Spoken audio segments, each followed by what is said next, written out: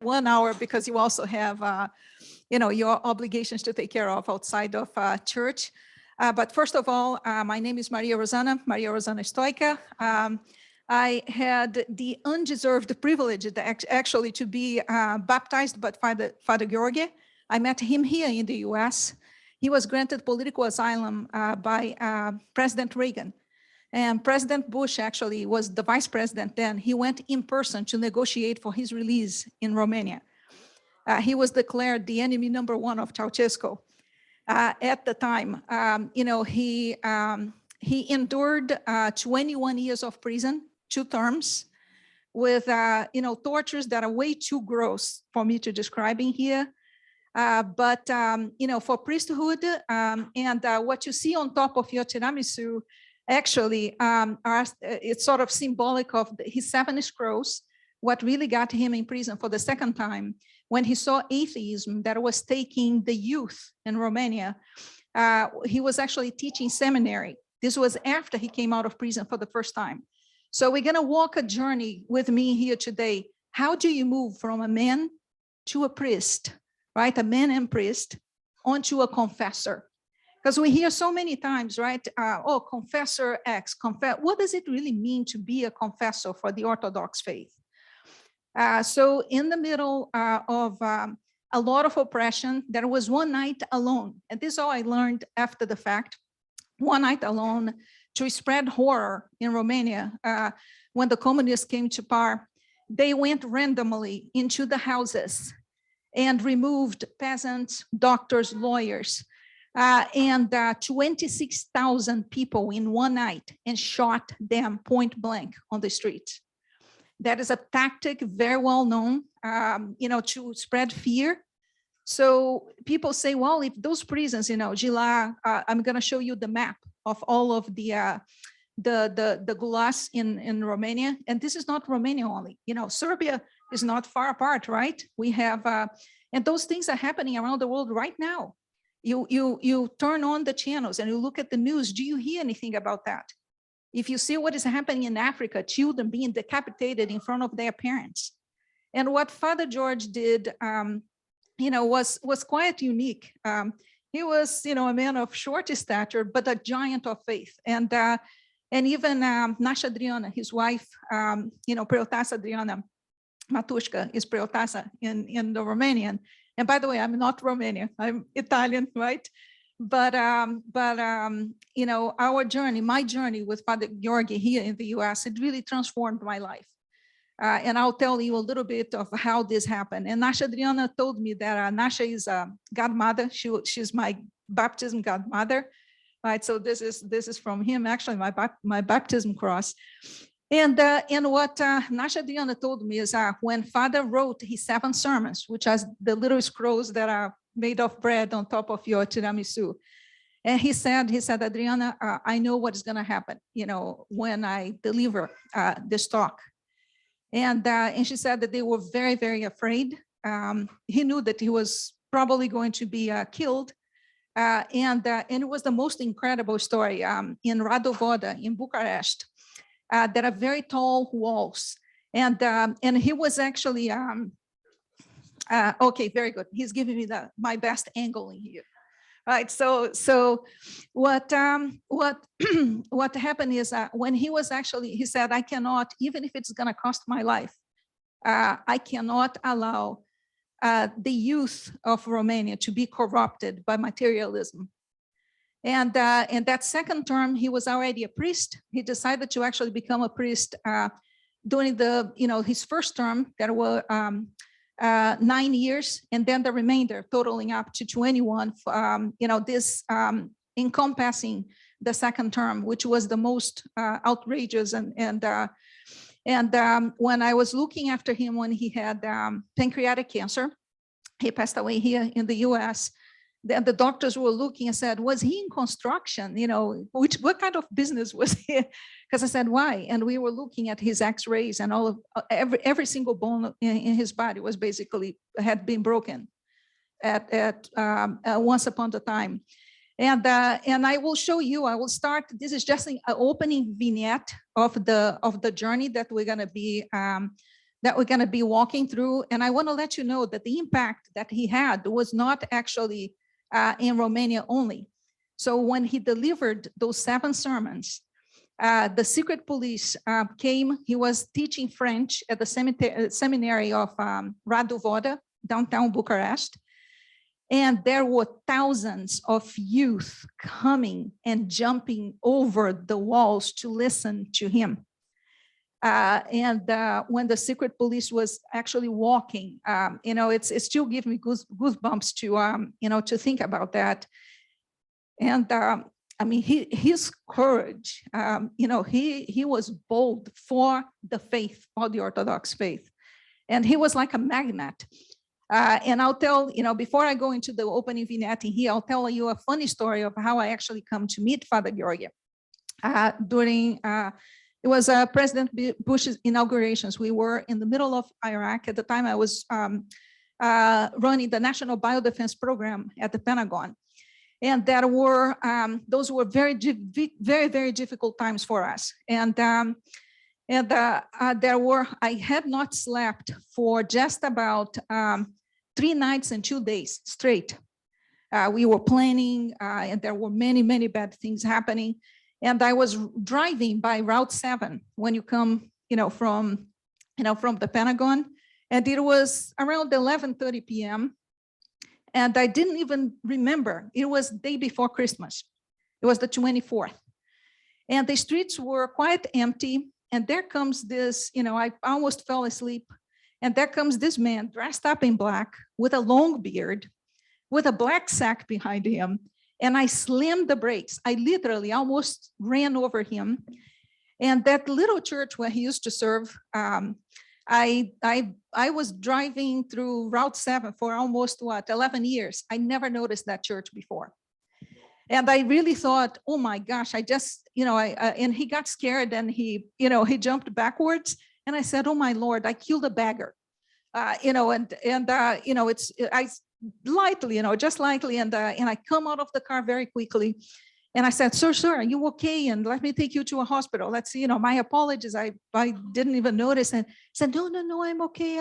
I said, at least let me drive you to a shelter. It's cold, and he looks at me and said, no, I have a home. And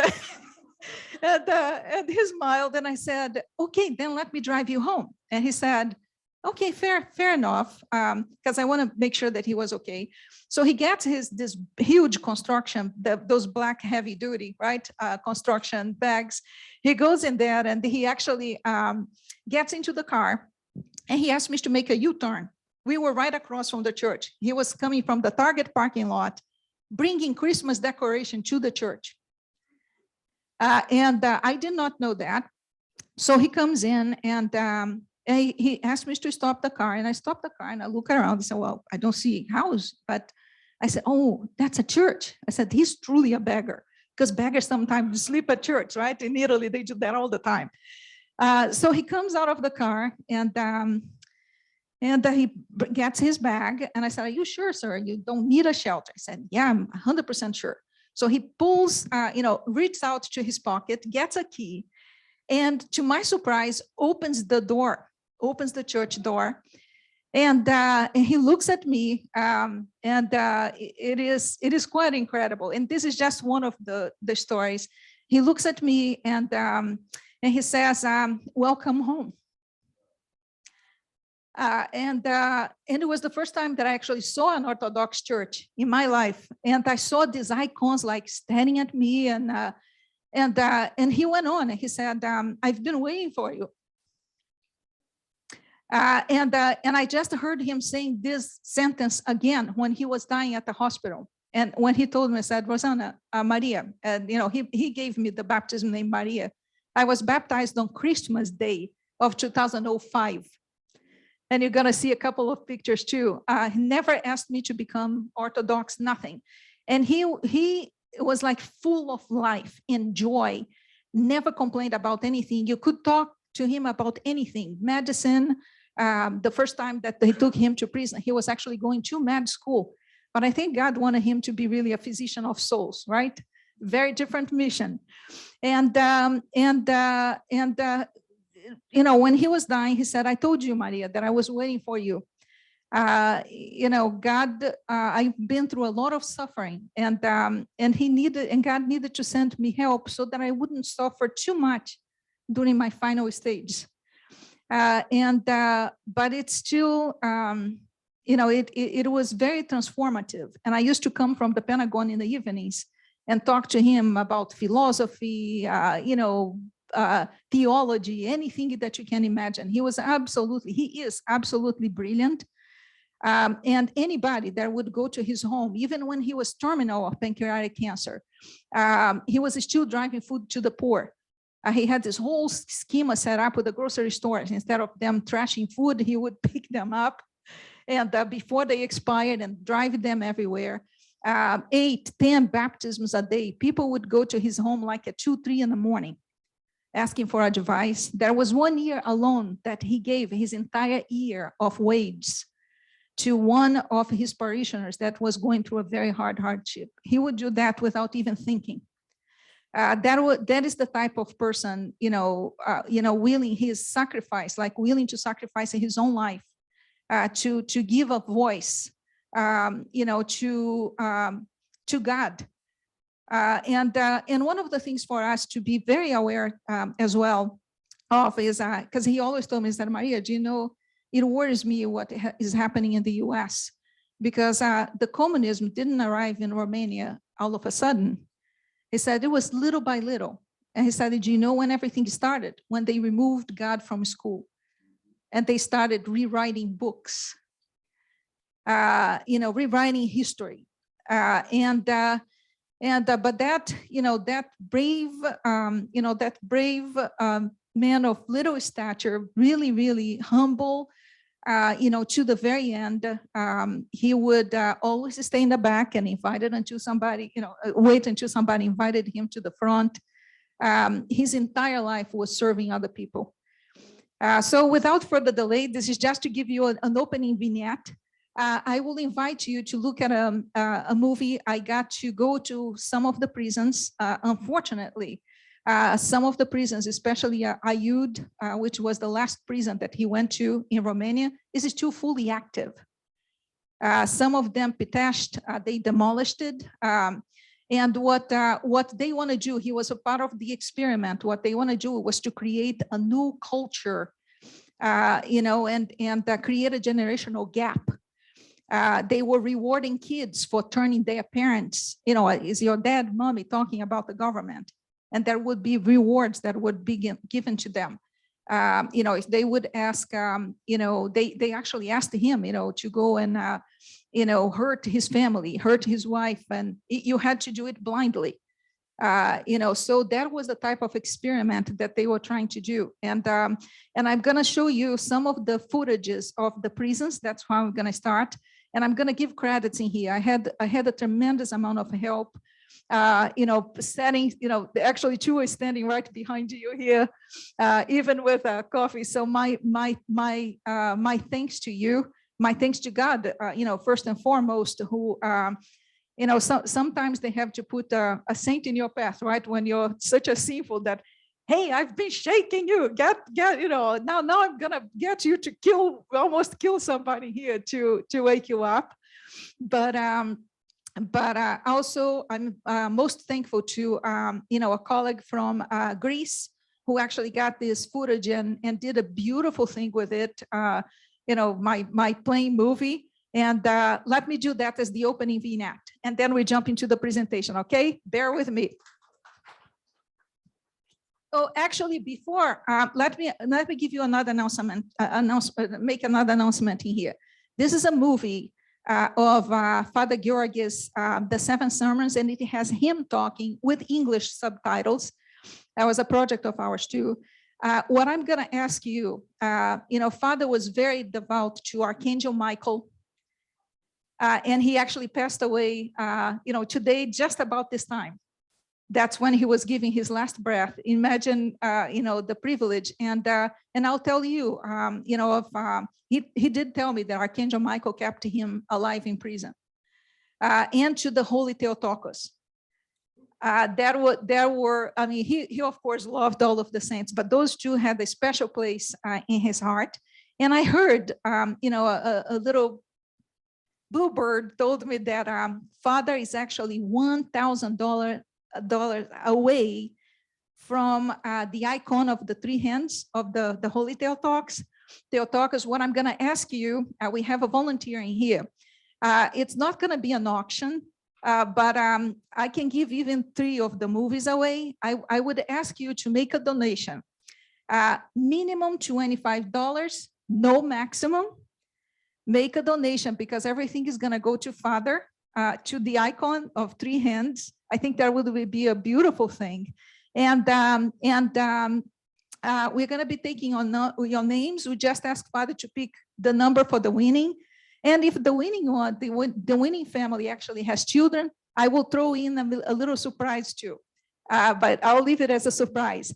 And yeah, so please consider that. I'm really hopeful that we're going to be able to do that today. That would be a beautiful gift to honor Father Gheorghe's memory. And we have the good steward of the money. She's going to go around the table. So that is over here. And let's see who is going to be the winning.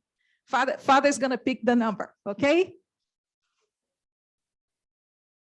Okay, very good. So I'll play the movie now.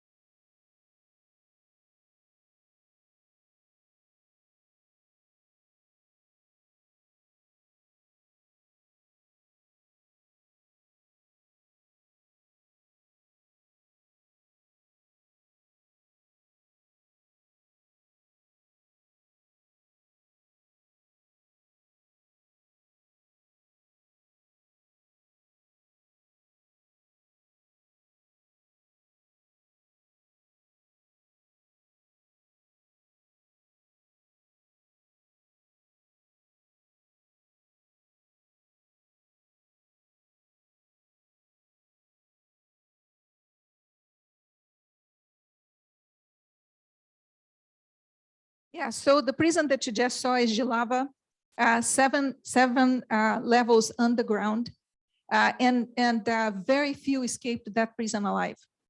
The bulk majority of the people who went in there died actually nameless.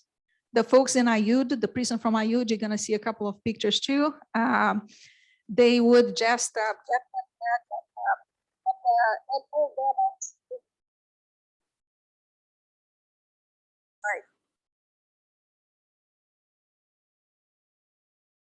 things because I had on replay, but they would just throw their bones to the to the dogs. It's too unhuman to actually even describe. So Jilava, that was the second term. You saw solitary prison. There was absolutely nothing. And what Father told me is he actually got to a point where he thought that he was losing his mind, a breaking point. And what God sent to save him was actually a cockroach. And he started talking with the cockroach.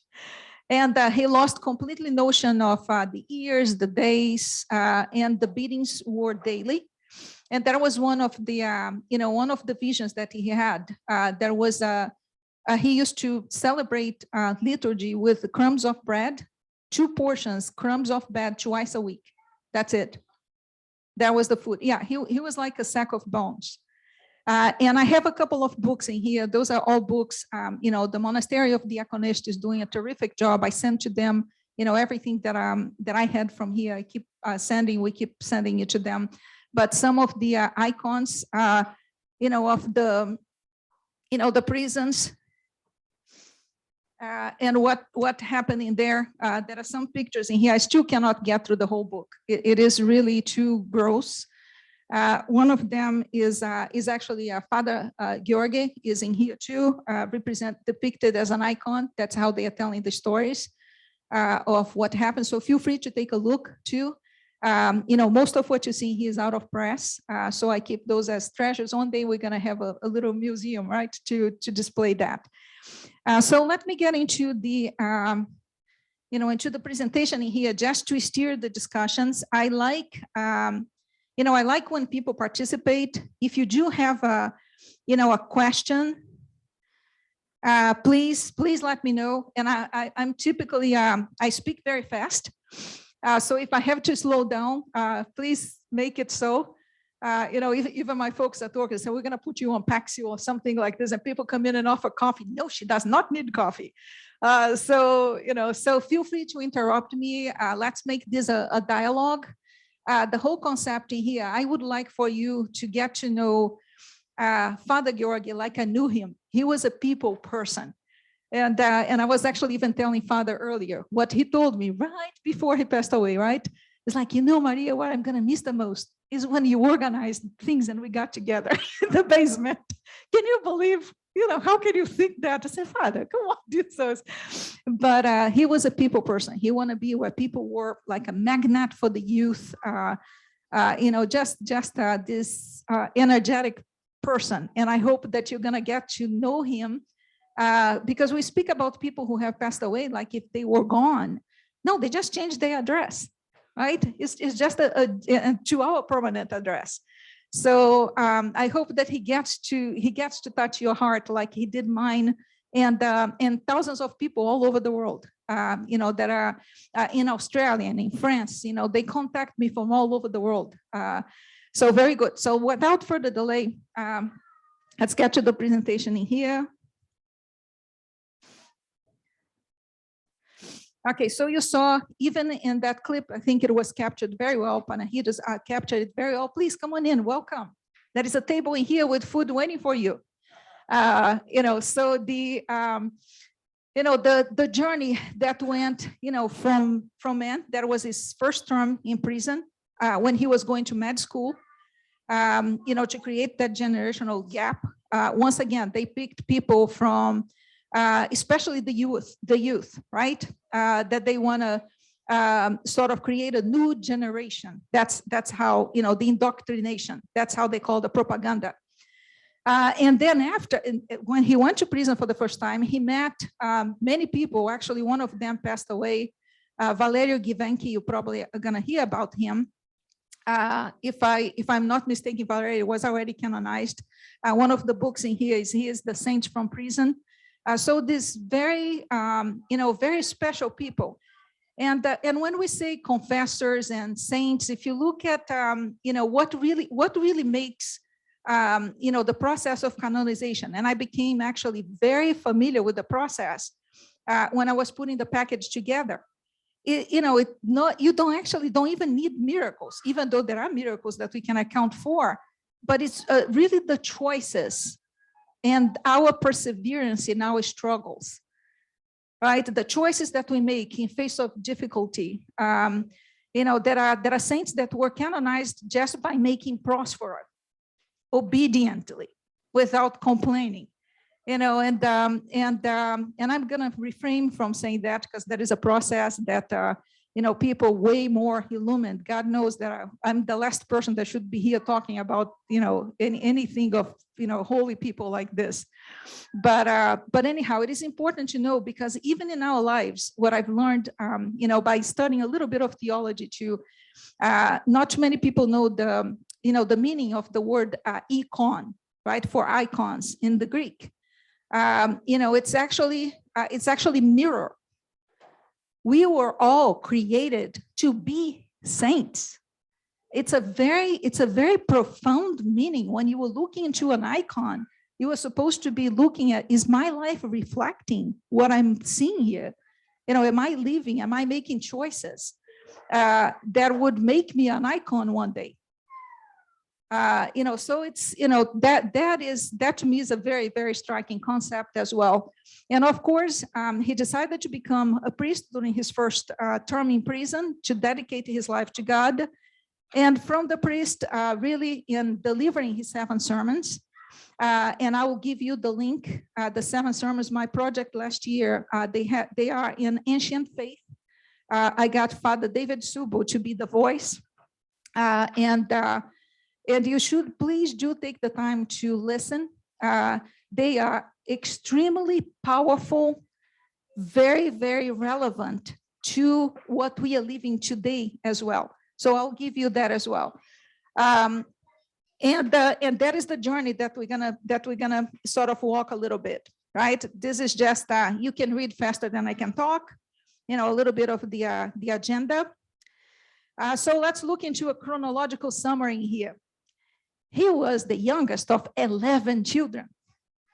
11 children. And what really sparkled, his interest in the faith? Guess what, mothers? His mother. His mother was a very, very pious Orthodox, and she was praying all the time. And that was the inspiration of his life. And even when he was, I'll let you read in here.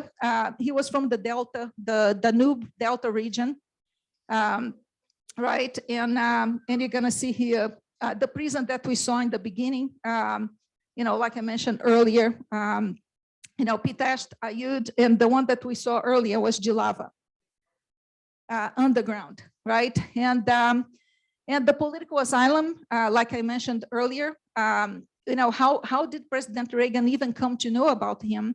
At that time, the government was actually, pretty active, looking to prosecuted, people that were prosecuted for their religion, all in alignment with our Constitution, right? All men are born free, right? And when right before they took Father Gheorghe to prison, somebody managed to smuggle his sermons. One of the young people that were jumping over the wall outside of Romania. And those sermons were translated in 7 different languages. And the word got in here. And at the time, even Father Victor from St. John was working for the Voice of America. And he was really, impressed by what he heard. And he was also leading at the time, him and Marilyn and a couple of folks, that are parishioners, still in the area. And what they did is he was leading it was a movement for the persecuted Christians around the world. So they put Father Gheorghe's name in that list. And there were congressional hearings, and a lot of what was happening, and somewhat Father Gheorghe made to the top of the list. That's how Vice President Reagan also went to Romania, Vice President Bush then, to negotiate for his release. And even when they took him out of prison to take him to the airport, they told him that they were bringing him to his execution. And Nasha Adriana and, they went to her apartment, cleaned everything, books, furniture, left her with 2 pens. They came to the US with 1 plastic bag. And a lot of people think too, oh, you get political asylum and life was great, right? No, he came to the US and he was working as a construction worker to make his living, right? And little by little paid $6,300 for Holy Cross in Falls Church that was falling apart, and started rebuilding that, little by little. So we're going to have a little bit of an intermission in here too, because even when I got to meet him, and one of the things that I told him, I look, oh yeah, and these icons, they're weird. I was used to the Renaissance, how we depict, Jesus blonde with the blue eyes, the cherubims that had nothing to do with what we see, in the turf of the cherubims. And I've learned so much, and I absolutely love, the iconography and things like this. Is absolutely profound. But I got to learn a lot from that time. And the second clip that I'm going to play to you was actually inspired also by some of the words that Father did. And I want to speak a little bit about his experience in the U.S. because we hear a lot about the prison, etc. But let me tell you the types of messages that he used to send. And I come in, I was not Orthodox yet, but I was spending a lot of time with him. And, talking to him after work, coming from work and stopping by church, he was always there. And I said, you know what, Father George, this church is too small. You need something big. Now I know about icons. I looked on the web and I got some books too. And you need something really, really big.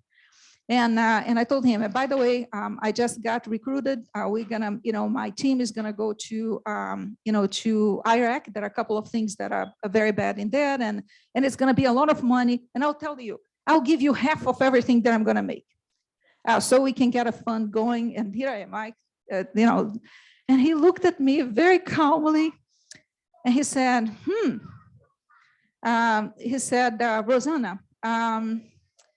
He said, I was not Maria then. He said, Rosana, church of walls is very important. The struggling community is very important because it brings us together. And when one side is weak, even when they are not praying directly for you, they hold you accountable. And those indirect prayers, we are all connected. There is an energy, a divine energy that strengthens us, even when the community is not praying directly for you. He said, it's very important. The walls, the church of walls are very important, but those walls collapse. He said, if you really, and then he went on, he said, and I hear that things are very dangerous in Iraq right now. If anything happens to you, are you ready? And I'm pausing here because that very seldom there was a question that somebody would come to me that I would not have an answer. This. And for the very first time, I gagged. I said, "What do you mean? What do you mean we're ready?" He said, "Yeah, it's all of us. We one day we're gonna close our eyes and we're gonna wake up in another place of existence." And that was like a very defining moment in my life. Then I started inquiring, what does it mean to be ready? What have I done that was actually meaningful? Yeah, working, we can do things that are, we can honor God, make him prosper, or whatever it is. But was my intent there, or was I just letting life drive my agenda and everybody else's agenda drive mine? And I will tell you, a very curious fact. Out of 16 people that actually left in that group of people that actually did go, 2 of them returned. And so it was a defining moment in my initial steps onto the orthodoxy. That's when I said, Father, I'm not ready, and I want to learn from you. What does this mean? So let me play a second intermission in here, because I've already sort of summarizing, most of the other slides as well. I'll play the second intermission. Please pay attention to the words, because it was actually really based. Panahios from Greece, he has this production company, so let me give the credit to him. But it was inspired in that dialogue. And wrapping up, what Father wrapped up the discussion with, he said, if you're really interested in learning what does it mean to be ready, and if you really want to build church, start building the church of God inside of your heart first. Then we're going to talk about walls. He literally refused money. And he said, what would have happened to me, in prison, if all that I had was my belief in the church made out of walls and big churches?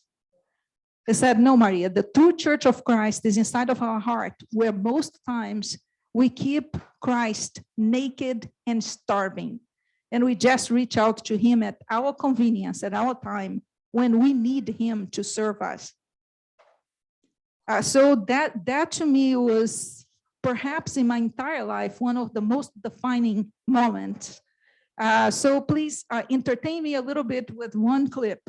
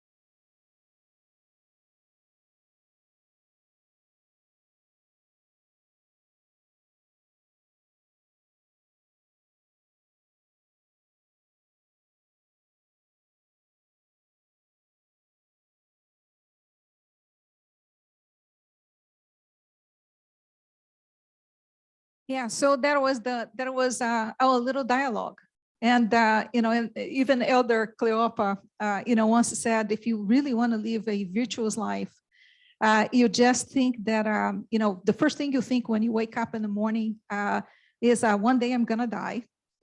Right in the middle of the day, you think one day I'm gonna die, and right before you fall asleep, one day I'm gonna die. but not in a morbid way.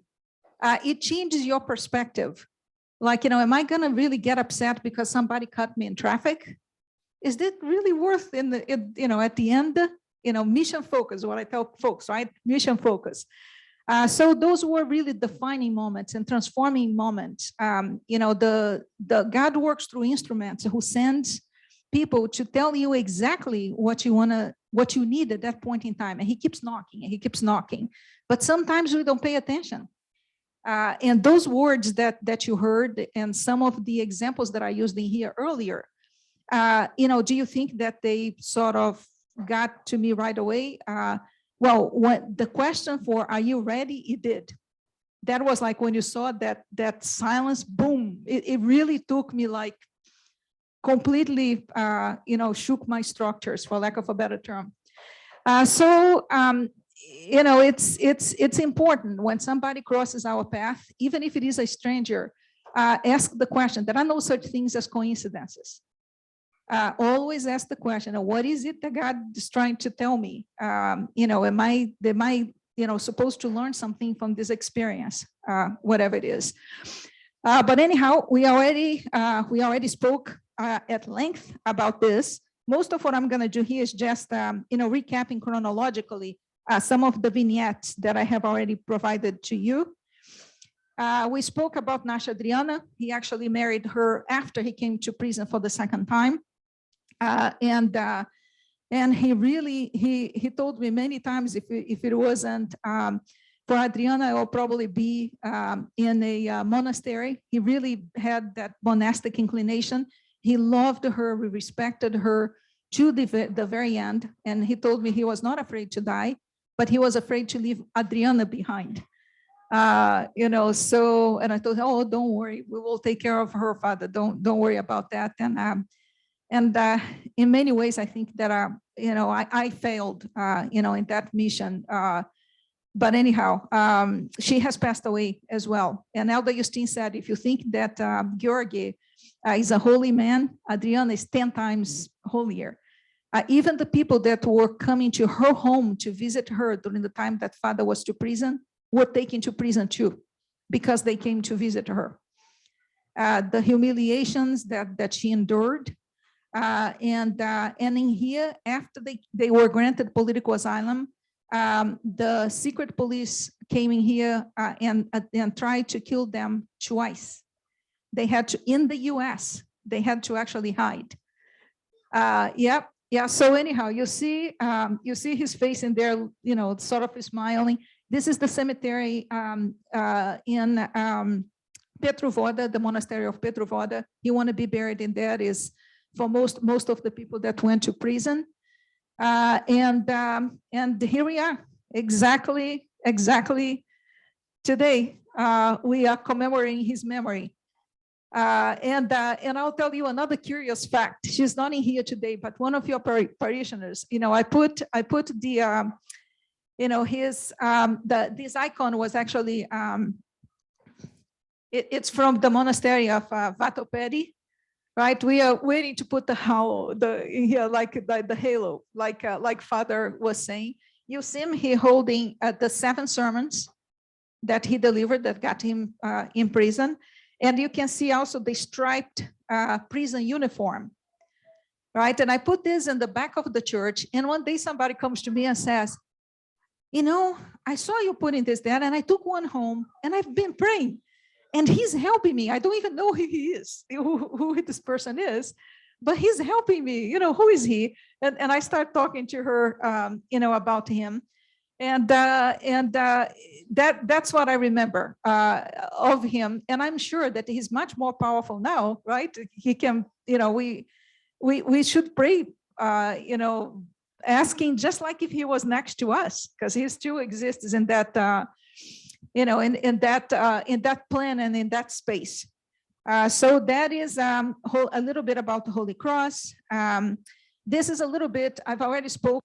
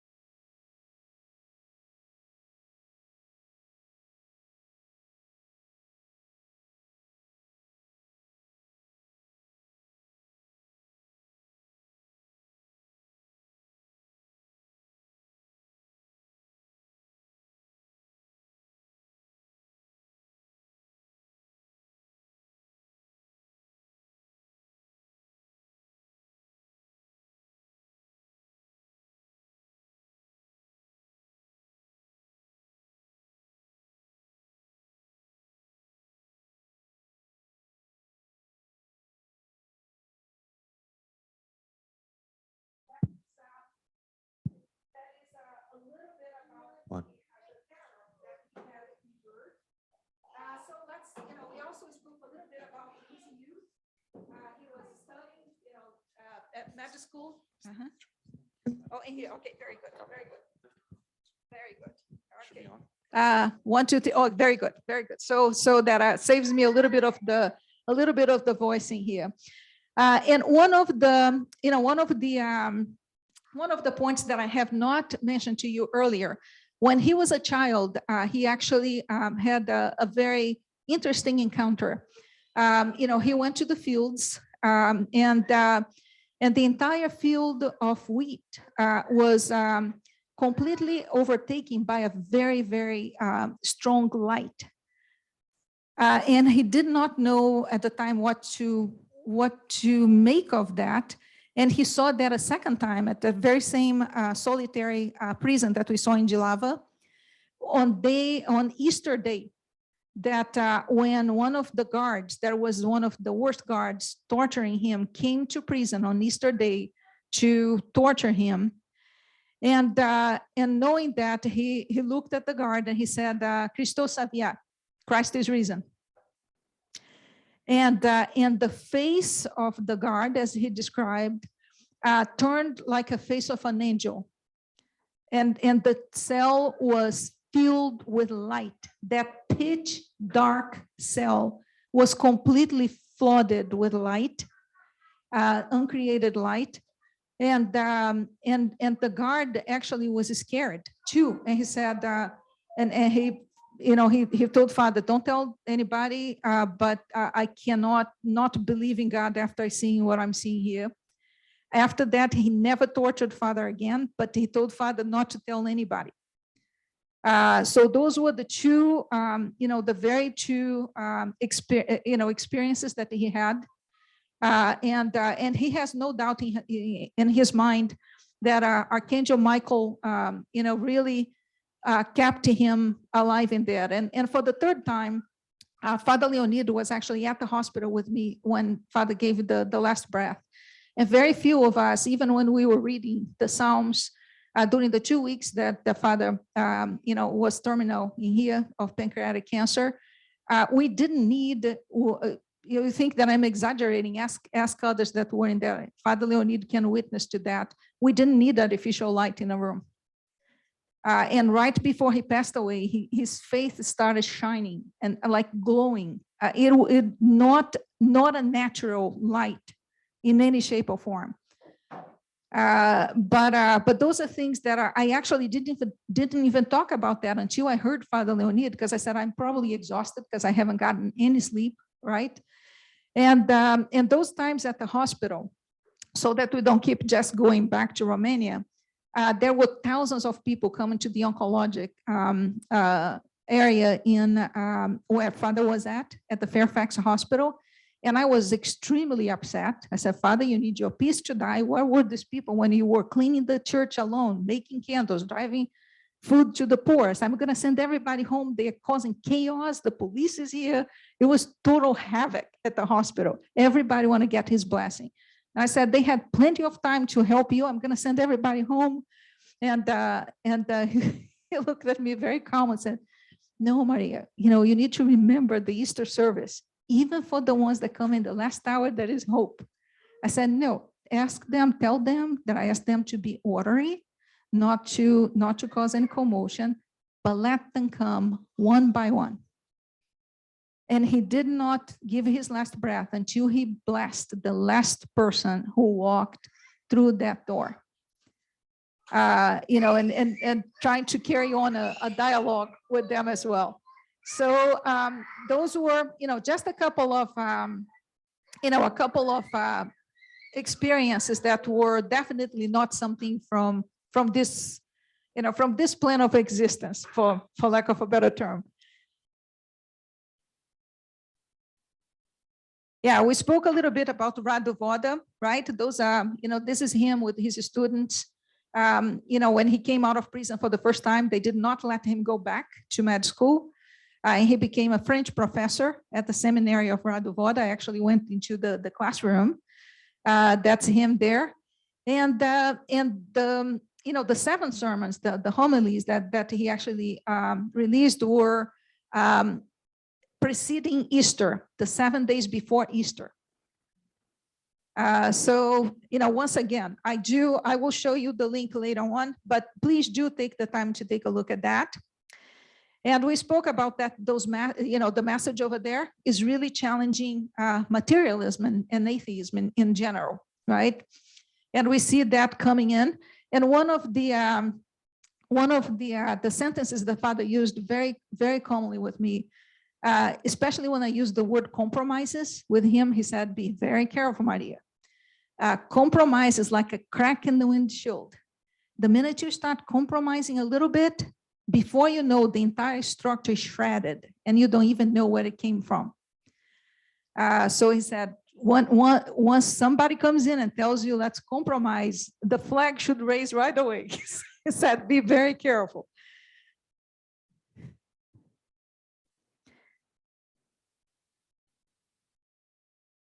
Oh, sorry, I'm going backwards.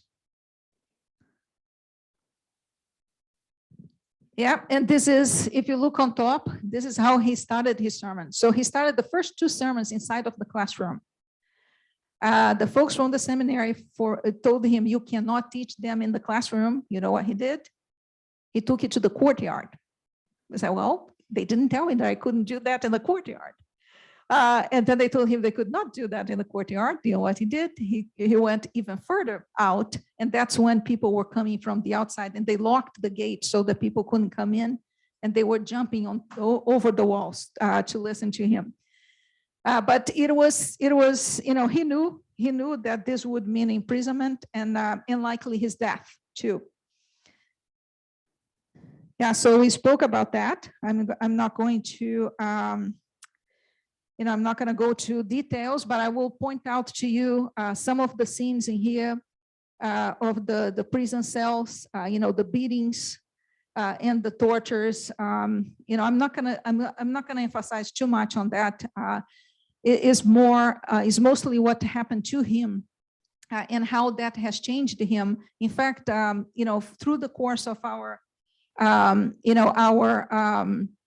exchange, I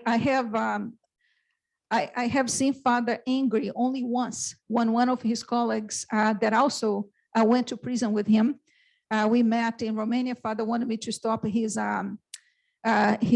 chemotherapy. He said, I need to go and say goodbye to my people. And this gentleman who suffered a lot as well, he said, well, this country owes us a lot, because we suffered for these people. Nobody spoke up and we did. And it was the only time that I saw Father really angry. He said, nobody owes us anything. And in fact, when you try making that trade-off, what really happens is there is nothing that we can do that can measure up to the perfection of God, right? We are really saved by, by Christ who has died on the cross, and that was the philosophy that Father taught me. And he said, in our lives, if we really build the Church of Christ inside of our hearts, every single action that we do, even when we sin, it doesn't mean that we are immune to sin, but we know where to come back to, right? And every action that should reflect, the presence of Christ in our hearts. So that was his philosophy. Just about the curious fact, one of the only times that I saw him, upset, he said, everything we have is a gift from God. We are just stewards of our money, of our time. He gives it to us for our stewardship so that we can give back, to others. That's in parables, etc. But, how often we neglect and we think that those things are all, our own deeds and our own gifts, right? So anyhow, moving along. Yeah, I spoke a little bit about that too. And in 89, when he was actually allowed to go back to Romania too. He was already, exercising his political asylum in here. And when he went back, there were, over 10,000 people that came to listen to him over there. And some, there are some sad events that I have yet to write about that happen even, when he want to go back and be buried over there, but that's for another time. We're gonna sort of celebrate his memory. It is him, President Reagan actually received him at the Oval Office. And that's him with Barbara Bush too, and Vice President Bush at the time. So really, he was. He didn't think that he was going to make it alive especially out of Jalaba. You saw that, and even when I was walking those steps, even though that everything is past, it gives a chill. You feel like really, oh my, that place doesn't even exist. Imagine when you know that you're going to walk to a place where you're not going to come out of anymore, right? Basically walking to your grave.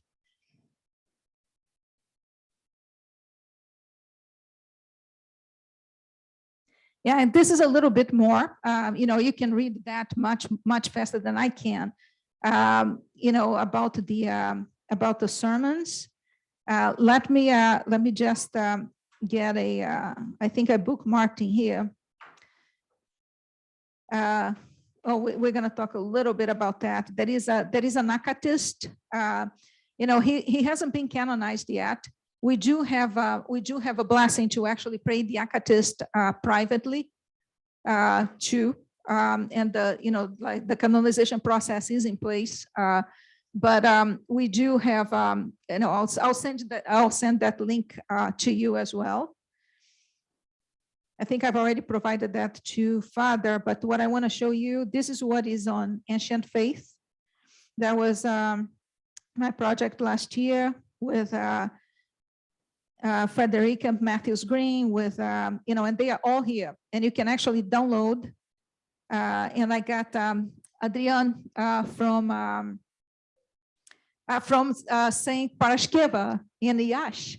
The soundtrack that you're going to see here is from a group, Byzantine group from where Saint Parashkeva is. That Saint Parashkeva has a very special place in my heart too. So you're going to have this link. The sermons are very, very short, and I encourage you to please listen to them. There is a message in there for everybody. And every time that I listen to it, I actually get a different, a different message, and depending upon the context. So we've already spoken about what he saw in the fields when he was, just a boy. The uncreated light that actually touched him, and just for the record, if anybody came to Father Gheorghe and told him that he was a holy person, he would get very upset. His humility. He said, "Don't even do that." Said, "Rosana, don't let my body be exhumed or anything like this." And it did happen. It was exhumed and it was found incorrupted, and it was a huge scandal. And they had to bury the body again. It was found incorrupted and really with a very sweet fragrance. So on and all, what we have done in here, and what I tried doing, is not only showing, you his life and the tortures. To me, believe it or not, what is more striking is the influence that he actually had, even outside of the borders of Romania. And why asylum? Because even political asylum was like another prison for him. And we don't realize that, because if somebody tells you, even to a kid, we cannot go to this room, go to the other room, the minute that you can't even go and visit the place that you were willing to lay down your life for, his love, it was so deep for the youth that he saw being completely corrupted at that time. And he did tell me, he said, "Rosana, the political asylum, I'm most thankful, but it was another prison for me." Sometimes we take our freedom also for granted. And we need to be sure that we enjoy even the times of prayer. There are so many. One of the most wonderful things about St. Luke, there are many wonderful things, is very few churches around here have as many services as we do in here. I don't know if you realized. Most of the saints are actually commemorated in here. That is video, and it's like, I tell Father Basil, when I stay in the back, it's like plugging your, recharging your batteries. And one of the things that, the only book that Father actually published is out of press. I'm working to put it back on press. If you look in here, the course in catacomb pastorship is when you have to hide to pray. We need to really take advantage of this type of blessing, because Father George told me too. He said, Maria, times will come where you will have to hide to pray. And in prayer, there is no other way of connecting to people like this, of connecting, spiritually, because in reality, everything that we are here is going to perish. Everything, consciousness, our spirit is the only thing that truly exists. So taking advantage of that, and every time, even when we are listening to a sermon, I was busy here and I was listening. Depending upon the context that we are going through, the message that comes is different. Even if you read the same thing, it has a different meaning to you. So that's a little bit of the story. And I think that he wrote about priesthood, what priesthood really means. I'm gonna, send that. I think I already sent to Father Basil to share. It describes not only his life, putting his own burdens and his own suffering behind the scenes and to help others, to reach out to others. But also the fact that we have that Good Samaritan in front of us as well. And how many times we turn our eyes off, right? Oh, I'm not going to look this way. Why is this person? There was another pit peeve of mine too, with people coming in and asking for money when you stop, right? And I said, oh, Father, they're going to, use for drugs, whatever it is. He said, Rosana, not your problem. If you have it, you give it and you forget. Or a lot of people saying, oh, I give this money to church and they use it for something else. And he used to say, the minute you give, it's given. You forget, right? You don't think about how people, because whatever they do with it is between them and God. You don't want to be in between. And he used to, we used to laugh because he said, Maria, God's job is not, I didn't see an advertisement out there for God's job. Are you applying for it? setting, freely given, not expecting anything in return. That is who he was.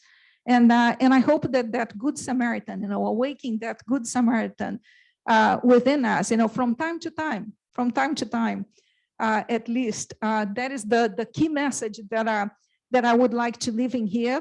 And this is just a little depiction of the scenes from prison. My wonderful sisters from Diaconist.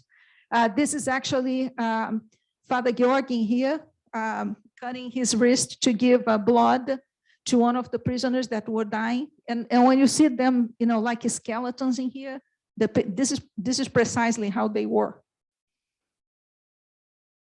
And most of them actually died nameless. Not even their names we know. So please pray too. There is a canonization process going on in Romania too for the martyrs from prisons. I think recently they had one for Russia.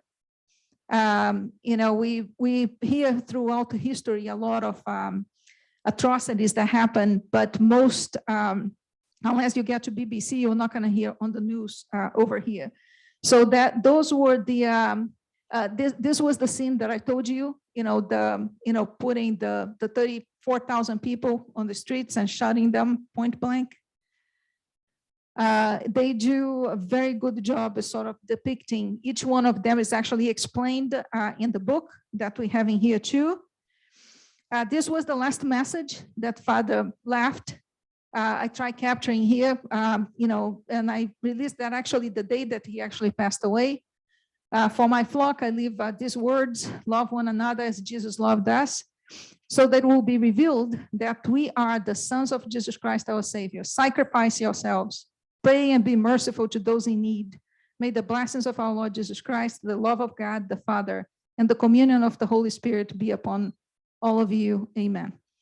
So this he did right before he passed away. I think that's the message that he would be relaying to you all. And he is here with us today, I'm sure. He loves people, and in our way, the only way that we have to connect to people, special people like this, is through prayer, and to connect to each other as well. So, if we have to sort of, those were the links that I mentioned to you. And the other things in here, this is him with Elder Cleopa. I don't know if you heard about Elder Cleopa before. Is a classic, a very classic picture, three giants of the Orthodox faith. This is a very good talk also about, the afterlife and how we spiritually connect to those who have passed away. I'll make sure that you have this, this as well. This is his mother, the roots of his Orthodox. He spoke always very highly of his mom. That's Nasha Adriana. That's my baptism. Look at this. It was a lifetime size tub inside of the church on Christmas Day. And it was like really everybody had a candle. It was absolutely wonderful. He was so happy, that day. And so it was, I think one of the very best times that I had. This was Nasha's 80th birthday too at church. So we used to, I used to organize those little things in the basement, and he used to absolutely love it. And the funny person that I mentioned to you, he's him making candles. That I took this picture, when coming out of the Pentagon and talking to him over there, with an apron, like a pink paper. He had fun with everything. This is at the embassy. This is a very famous basketball player. So you can see the contrast, right?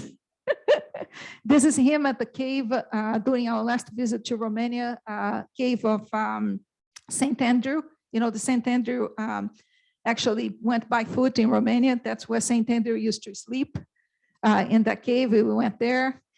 So, this face that you see him laughing and smiling, that was his norm. You wouldn't see him complaining. And even the history that he was telling me and those things that I was capturing, it was just because I was forcing him. Because I said, Maria, you don't need to relive all those bad things. We need to recall so that they don't happen again. But don't get upset or anything like this, right? So, we have, we have many other pictures in here. I'm going to pay tribute to Diaconist. Most of what you see documented in here. This is a monastery too. In Diaconist, they do a very good job. This is Sister Mina, a beautiful story. She passed away as well.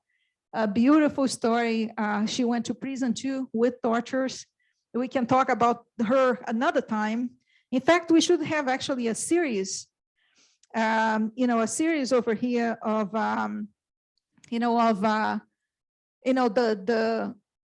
the contemporary giants of faith, and get to know them, right? This is Ayud, what I told you, that they used to throw the bones of the martyrs from prisons. This was, to the dogs. And that is a monument that was built in there. This is the prison I actually went to visit. The last prison is fully active. They wouldn't let me in. It's still completely active. The entire city of Ayud, Elder Justine told me that is a condemned city. The entire city was created to sustain the prison. during those times. So to me, that should be completely demolished. And this is an icon from the diaconist, from the sisters that you saw in there too, of the mothers from prisons guarding. And this where the bones are, the fragrance of myrrh is so intense that your eyes burn when you walk. Is underneath of this monument in here, and the place where they used to throw the bodies is right next to it. Yeah, this is a little bit more. And as you can see, the altar, it goes down just like Gilava, to sort of represent on the ground. This is a map with the gulas in Romania. Look at how many. And meanwhile, because of the horror that was spread in there, what happened is, the people that were inside of the houses, they wouldn't speak up. Most people that I speak with, they said, we didn't even know that this was happening. They didn't want to know, right? Because if you knew, you would be gone, or you would be taken over there as well. This is, Elder Justine. He was the abbot. He also passed away, also went to prison. This is Father's grave in that small cemetery in Petrovoda. I'm actually planning a visit over there in Moldova. Yeah, this is all in Petrovoda. And this we already, we already went through, his journey over here, a little bit of the Holy Cross in Falls Church. The small church is still there. This is as breaking ground in St. Andrew.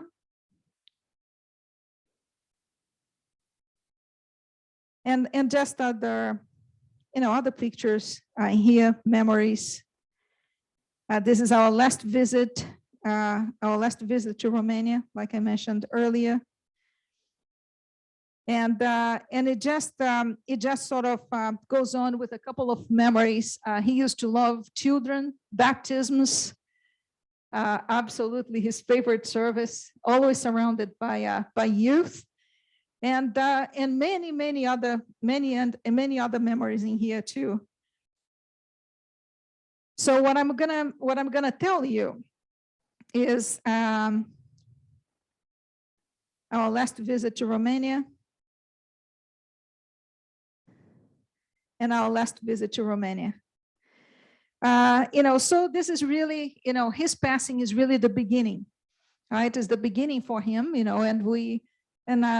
it's been a privilege being here. Even in my quiet ways in the back, I see how wonderful this community has been, how faithful you are. I have enjoyed your traditions. I have enjoyed your prayer life.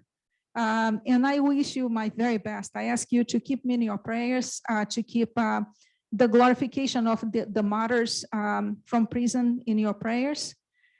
Is not that they, deserve, that they should be glorified. To God, he knows who his saints are. He already, to me, I have, God forgive me, all the hierarchies forgive me. Who really makes saints, the people who have lived with them, who have walked with them, they know who they are, right?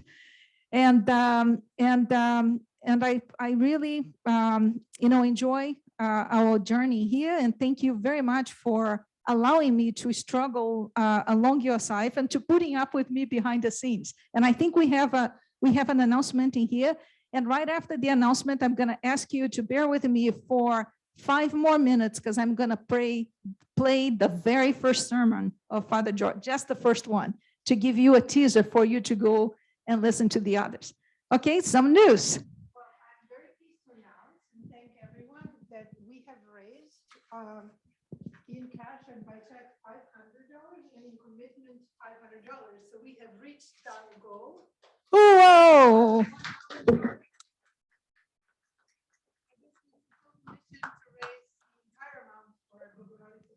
Bravo, bravo, bravo, bravo. Glory be to God. Glory be to God. Thank you so much, everybody. Thank you so much. I hope that Father is going to be very pleased with the surprise.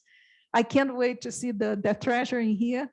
And I congratulate you now from all the churches throughout the COVID-19. I think we're going to remember those times really fondly because, the sweat, the clothes, everybody really sweating outside.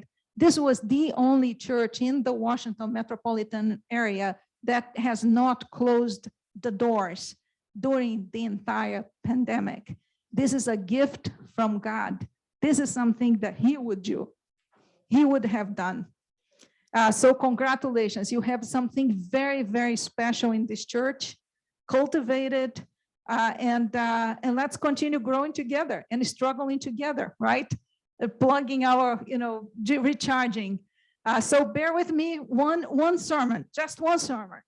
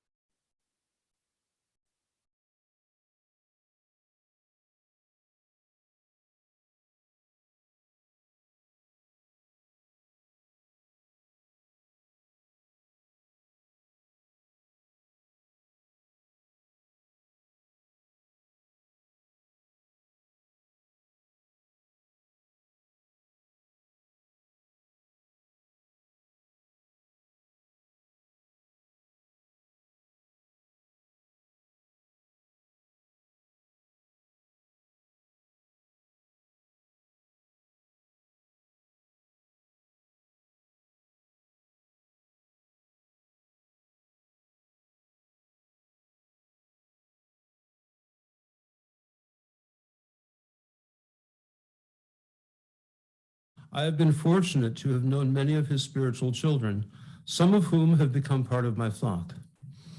Through their testimonies, I have virtually come to know Father, seeing him embodied in the hearts of his spiritual children and manifested through their actions. I pray that you will get to know him through this introduction and through the powerful content of his homilies, as relevant to our days as it was then. May Father Gheorghe's Christ-like sacrificial and boundless love manifested through this earthly example and blessings be upon you as we journey this Lent with the 7 words of one of the great contemporary confessors of our times.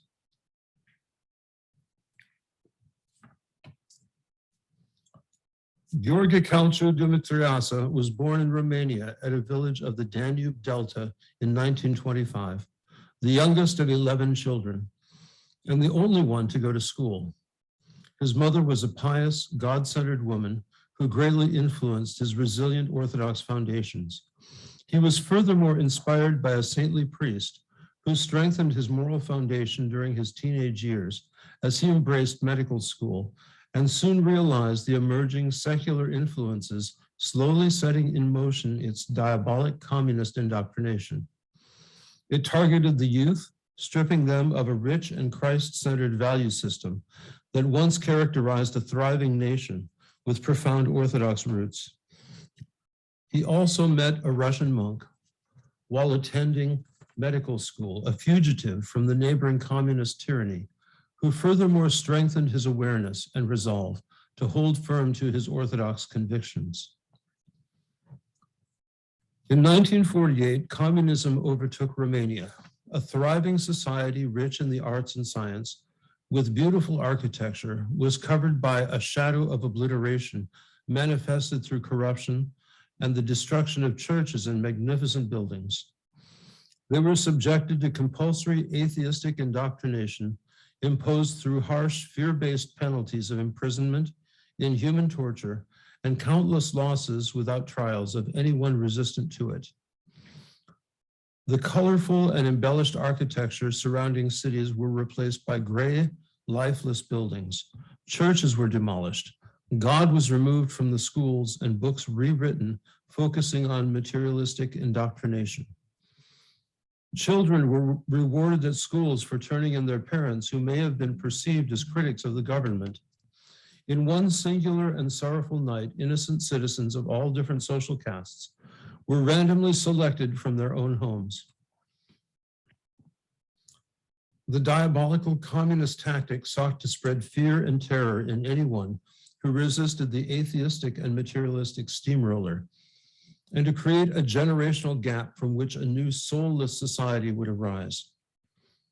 Fictitious crises of oil and food were created to secure control over the masses.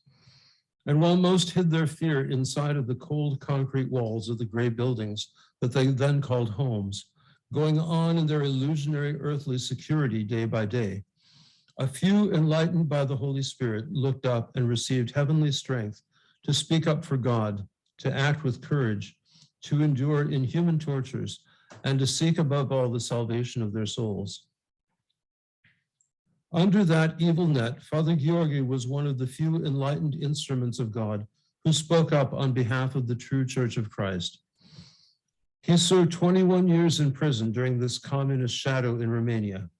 He endured harsh tortures, imprisoned within the cold walls of the worst Romanian gulags, including Pitești, Jilava, and Aiud. Regretfully, the latter reference, the Aiud prison, stands fully functional to date. A condemned city, as Elder Houston once said, created to sustain the prison cells that filled heaven with saints. Father Gheorghe was first imprisoned in 1948 and then again in 1978, the latter under harsher tortures than justified by the communists to create a renewed communist personality. They sought to strip away any and all inherited roots and value systems. He had criticized Ceausescu's atheistic and inhuman repressions, and hence became seen as a personal enemy of the tyrant and the state. He was imprisoned without trial for the first time for 14 years. By that occasion, he vowed to become a priest and to dedicate his earthly journey towards the advancement of the kingdom of heaven, attributing his survival from tortures and captivity to God's power through the intercessions of Archangel Gabriel. His devotion to the Mother of God sustained his sanity, as he once stated. He was released from captivity after 14 years through a general amnesty.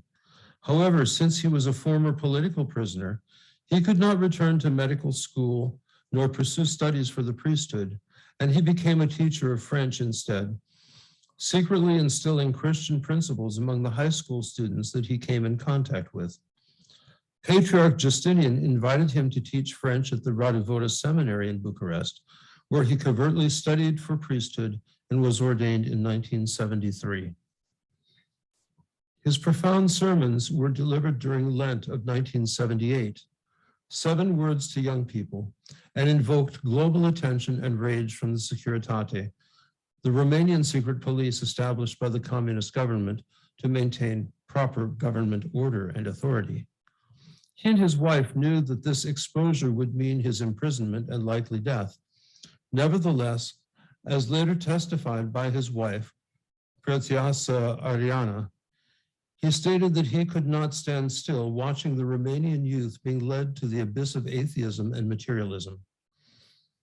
In these sermons, Father Gheorghe called and continues to call those whose souls have been damaged by a materialist philosophy and total lack of spiritual endeavor to repentance. He also openly called on Ceausescu to reverse his communist propaganda and destruction of churches. Father Gheorghe delivered his 7 sermons incrementally, commencing in Cheese Fair week. He delivered the first 4 sermons at the chapel in Radivoda. Although the World Council of Churches defended him on occasion, most church leaders feared repercussions from the government and urged him to stop. Despite his prohibition to continue this work, he proceeded at the persuasion of the seminarians who were thirsting for discernment to fulfill the emptiness engulfing their own sense of worth. and he did so in the seminary's courtyard. The week preceding his final and seventh sermon, the Radavoda gates were locked. The youth climbed over the seminary walls to listen to his word. As a result, he was expelled from his teaching duties at Radavoda and received multiple death threats towards him and his family. These events were followed by his second and worst term of imprisonment. Providentially, tapes of his sermons were successfully transported to Jerusalem and translated. These translations were disseminated through multiple media venues, reaching most continents. He stood alone in trial against a corrupted system, abandoned by all except his faithful wife, Adriana, and God. Father Gheorghe faced jail again, his worst and most excruciating term, this time on a charge of rebellion. He endured inhuman and indescribable tortures and solitary confinement. Father Gheorghe was released from this second term in prison thanks to God's will, manifested through organizations advocating for his release, such as the U.S. Committee to Free Persecuted Christians, led by Father Victor Potapov of St. John the Baptist Russian Orthodox Church in Washington, D.C. With Mircea Eliade and Eugene Ionesco, media broadcasts denounced crimes against basic human rights, leading to testimonials in the U.S. Congress. Father Victor had heard about Father Gheorghe and was very touched by his courage. His testimonies were issued in Congress. The testimonials from these organizations brought awareness, leading to pressure on the Romanian government from President Ronald Reagan. Vice President George Bush was then personally engaged in diplomatic discussions, advocating for his release. Ceausescu also tried arranging for Father Gheorghe's murder in prison prior to his release, but failed.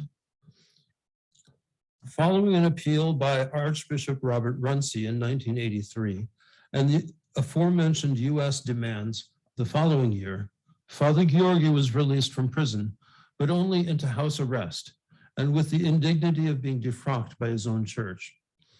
The efforts of the US government succeeded, securing Father Gheorghe political asylum in the US. While being escorted from prison to the airport for his exile, Father Gheorghe was told by the Securitate that he was being led to his execution. Instead, arriving at the airport, he was rejoined with his faithful wife, Adriana, and their son, who were waiting for his arrival, holding a single modest briefcase.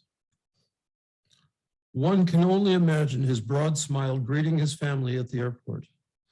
And at that moment, God himself opened a wider gate so that the US and the entire world could benefit from one more shepherd and physician of souls, an intercessor forged in solitary confinement under torture for Christ's sake, for the salvation of our souls.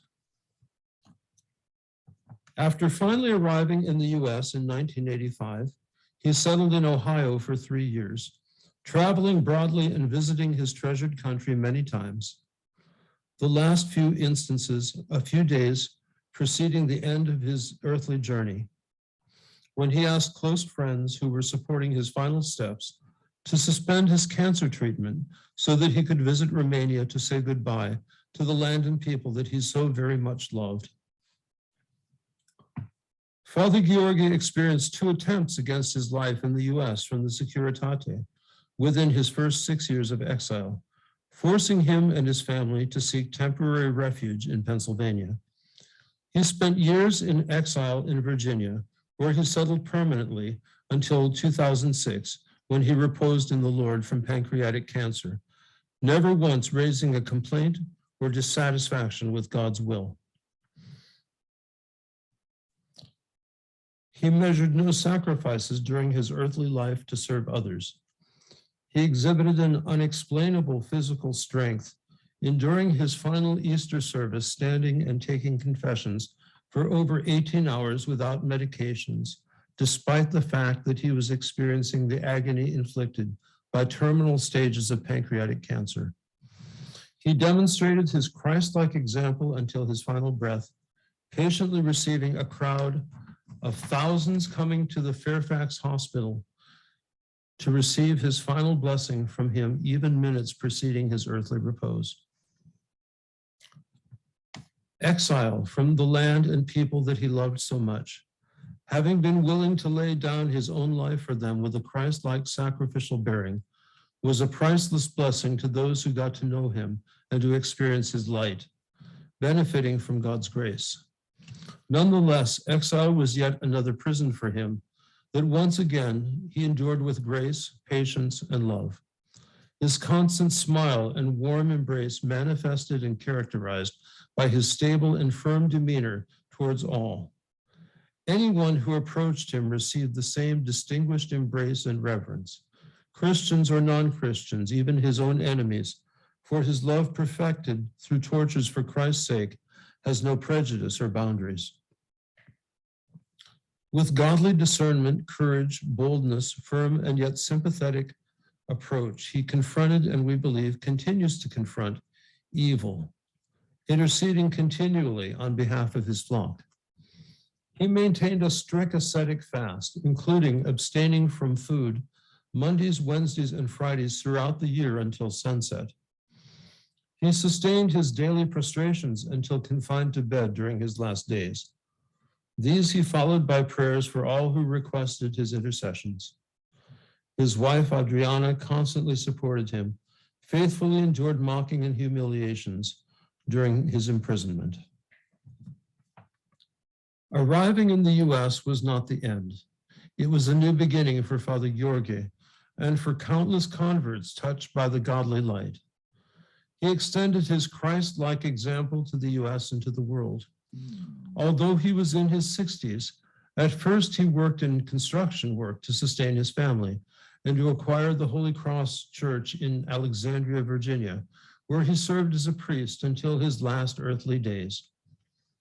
He took care of all of the church's affairs, mostly on his own, from making candles to vacuuming the floors or driving food to the needy, even while ill with terminal pancreatic cancer.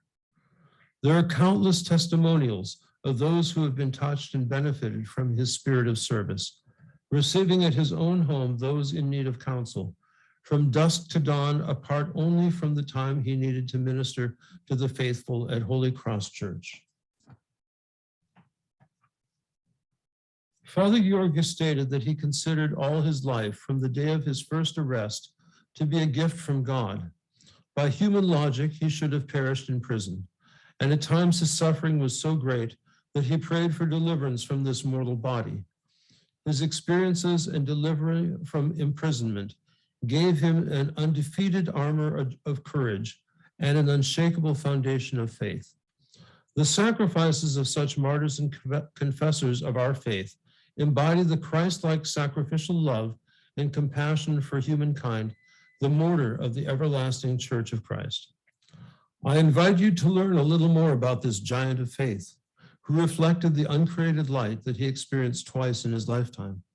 And these inspired 7 sermons are as applicable to our context as they were then, inspiring new generations in new lands. This contemporary giant of faith gives us an example of unwavering faith, boundless love, and undefeated courage, as manifested only by God's saints. He did not preach his sermons, he lived them, and taught us how to do the same by his earthly example. May the essence of the 7 sermons and the uncreated light that Father Gheorghe experienced shine and rest upon you and be manifested through your daily walk towards all who come across your path, and may the indestructible Church of Christ be permanently erected in your hearts. For we are all visitors in this fleeting plane of existence, and the best is yet to come. Father Gheorghe, confessor, shepherd, and physician of souls, pray to God for us.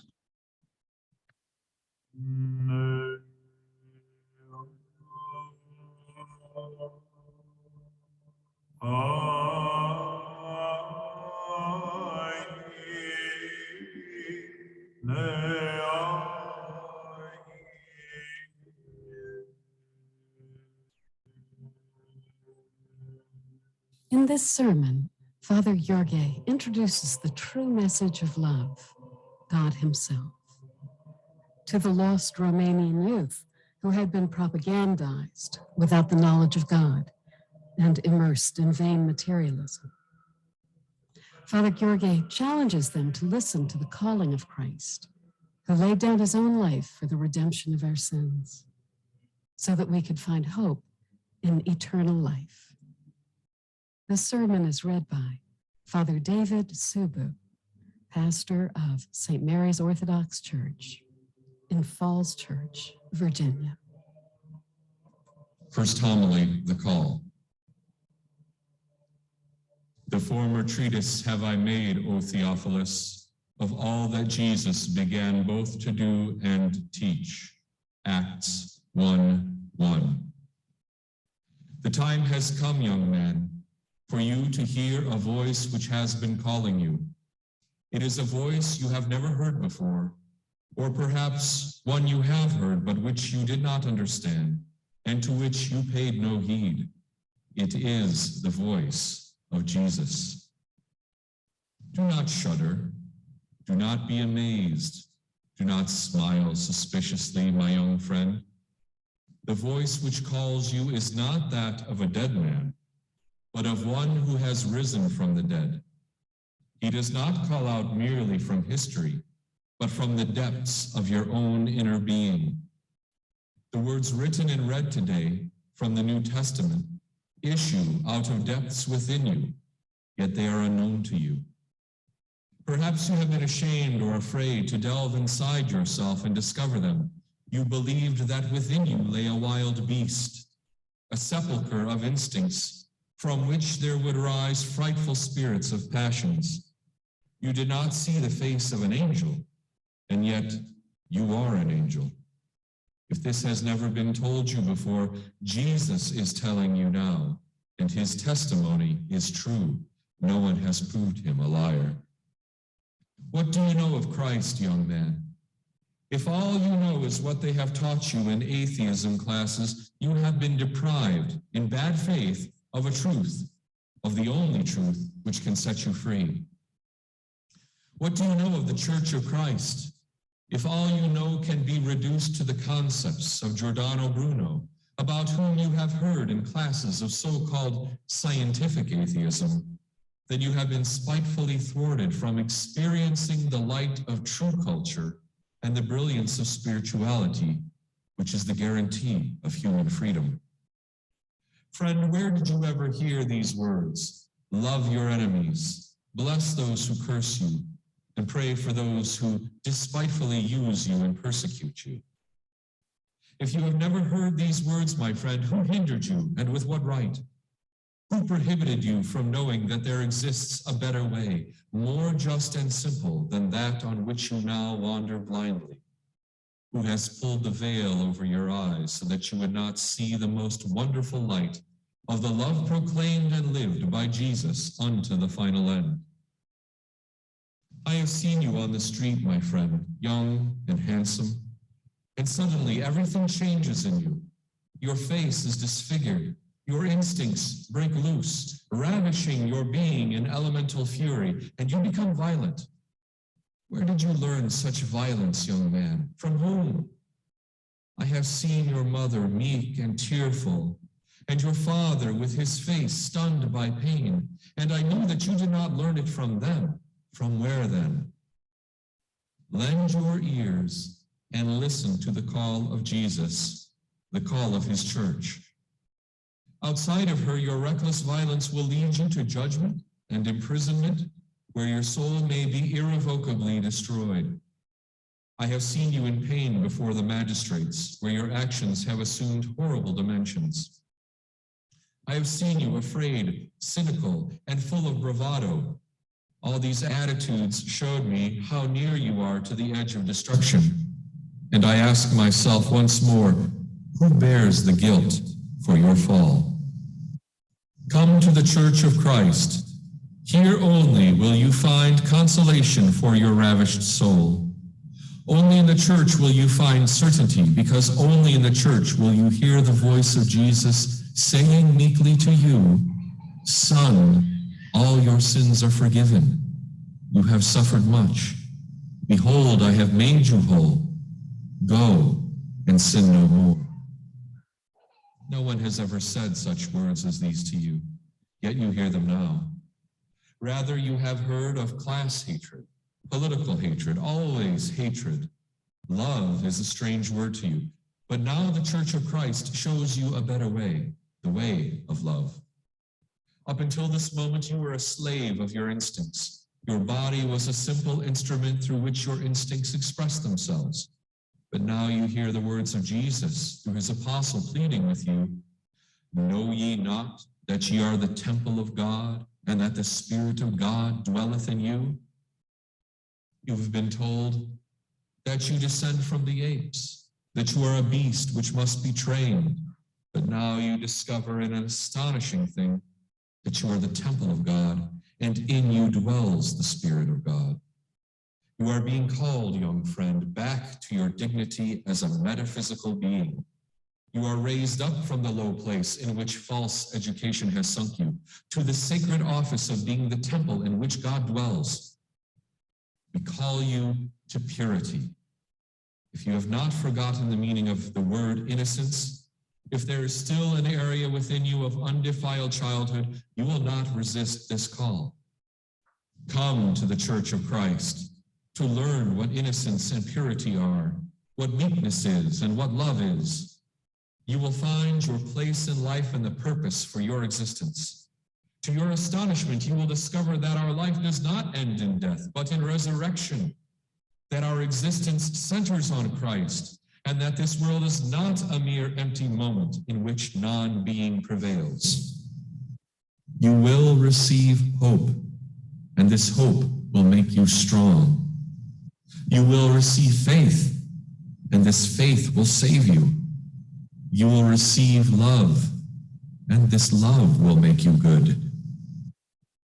This, my young friend, is the first word which Jesus addresses to you in the midst of the turmoil of this world, through the thicket of your passions, with which no one has taught you to fight, and out of the transparent dreams of innocence which still haunt you from time to time. Jesus is seeking you. Jesus has found you.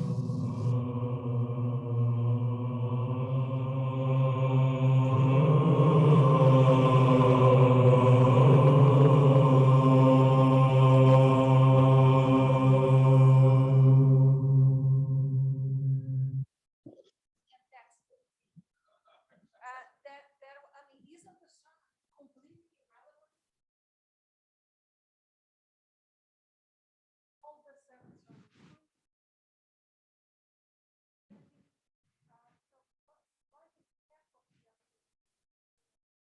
Thank you very much for embracing me as part of your wonderful community. And before I call the talk officially over, we have a job for Father Vasil. With all due respect, you need to pick a number, because actually we have a surprise for you from Father George. Oh. Special occasion, $1,000 for the